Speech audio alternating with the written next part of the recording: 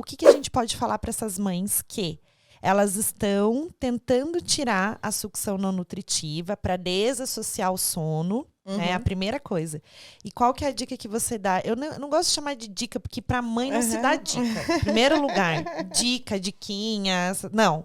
É um recurso do bem, eu gosto de chamar. A gente dá um recurso para uma mãe que está precisando ali aprender sobre aquilo, né? Tendo uma informação e uma orientação. O recurso do bem que eu vou dar é assim, olha para a cena. Porque o que acontece? Quando um bebê está chorando, a mãe não precisa ficar sacudindo ele, fazendo malabarismo, tentando distrair. Ela tem que acolher. Só que isso é uma coisa que eu pergunto para toda mãe que começa a ficar agoniada com o choro, né? Quando eu estou junto, eu digo, o que você está sentindo? E ela diz assim, parece que eu não estou ajudando, que eu não estou acolhendo o meu filho. Porque ela não está dando peito, ou porque ela não está dando a chupeta. E eu boto elas na frente do espelho, eu disse, olha para essa cena. Porque elas estão invariavelmente com o nenenzinho no colo, dando beijinho, fazendo carinho. Eu disse assim, o que você está sentindo é seu, mas não é isso que está acontecendo aqui. O que está acontecendo é seu filho está recebendo muito amor, muito carinho. Ele está grudadinho na mãe dele. Sim. Né? E ele sabe disso. E ela se sente culpada porque não está dando peito. E é esse ciclo, né, Renata, que... E aí, quando a gente faz isso direitinho e tudo, esse choro vai ser 2, 3 vezes. Não é uma coisa, tá, gente? A gente não tá falando aqui de um bebê que você vai ter que passar um mês com o bebê chorando. É muito rápido. São pouquíssimos episódios de choro. Isso que eu ia falar, assim, a maioria das mães que você atende... Qual que é a faixa etária que geralmente as mães te procuram? A grande maioria, assim. Entre 6 meses e 2 anos, a maioria. Que é o crítico, né? Porque até 6 meses o pessoal diz assim, tem a outra mito, né? Que aí o bebê acorda porque tá com fome. E aí todo mundo fala assim, quando começar a comer, vai dormir. Aí gente, quando chega 9 meses, elas dizem, Renata, mentiram pra mim, ó, não dormiu até agora, então me ajuda, sabe? Então... É a faixa etária que eu mais atendo, né? Atendo também até 4, 5 anos, mas a grande maioria é ali nesse interstício.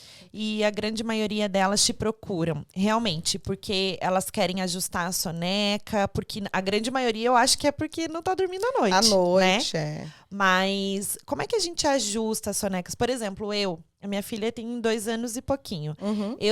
Ela já tá perto dos 3 anos, né?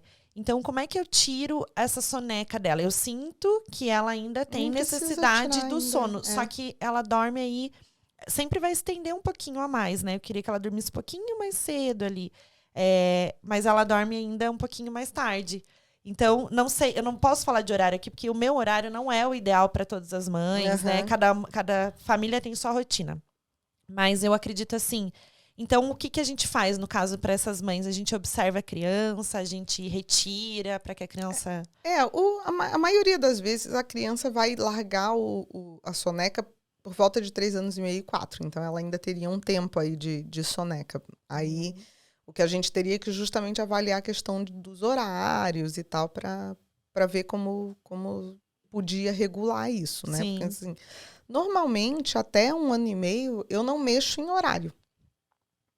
O que eu faço é isso, eu ouço o organismo da criança, porque eles vão normalmente acordar cedo, e quem tem filho madrugador sabe disso, que se acordar às 6 da manhã, você pode botar para dormir às 5:30 da tarde, que ele vai acordar às 6 da manhã, e pode botar às 11 da noite, ele vai acordar às 6 da manhã. Então bota às 6 da tarde, porque aí você, né, tem um tempo ali tranquilo. Mas eles são muito, que a gente fala, solares, né? Justamente por causa da produção dos hormônios também. Então, a melatonina ela vai ser produzida na ausência de luz. Então, quando o sol se põe, a criança começa a ter sono. Nós também. Quando a gente vai dormir em hotel fazenda, não sei o quê, a gente acorda 4:30 e se você passar uma semana na fazenda, você está indo dormir às 8 da noite e acordando às 6 da manhã. Porque é o natural. Tem pouca luz artificial em volta e tal. Sim.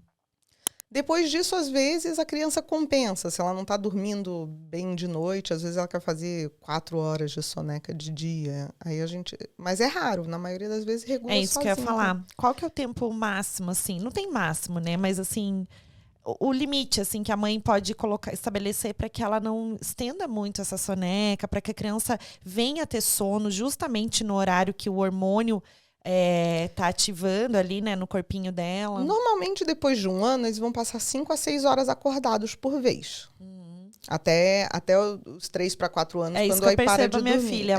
Ela não aguenta mais que 5, 6 horas acordada. Então, não aí aguenta. ela precisa da soneca. Aí, às vezes, o que a gente precisa... eu queria que ela acordasse, que ela fosse dormir mais cedo. A gente puxa essa soneca para mais cedo. Ou acorda ela mais cedo de manhã e você desloca o dia todo dela. Né? Porque é mais ou menos isso. Os menores, aí depende, né?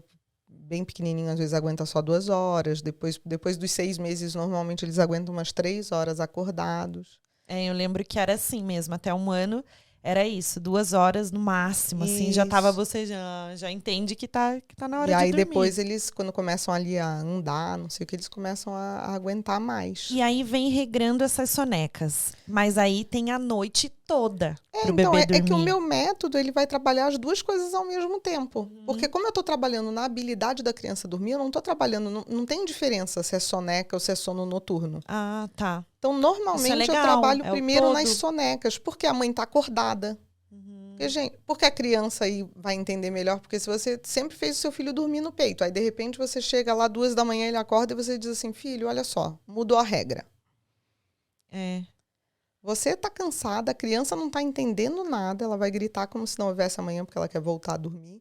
Então eu trabalho geralmente primeiro nas sonecas, e isso já faz com que a noite melhore naturalmente. Sim, é que aí você vai trabalhando isso, né? A indução, retirando as induções, trabalhando as associações, o que dá para substituir, e aí vai inserindo, vai afastando aquela mãe daquele cenário, ensinando como a criança dormir sozinha, para que nos horários, tranquilamente nesse ritmo, né? Ela não precisa ser regrado ali, mas a criança já se entrega para a sonequinha. Começa a acontecer, por exemplo, nas primeiras noites acordar e chorar um pouquinho, a gente tem que ir lá fazer um carinho e tal, mas já não vai precisar induzir, é só tipo, ó, mamãe tá aqui e tal, volta a dormir e tal.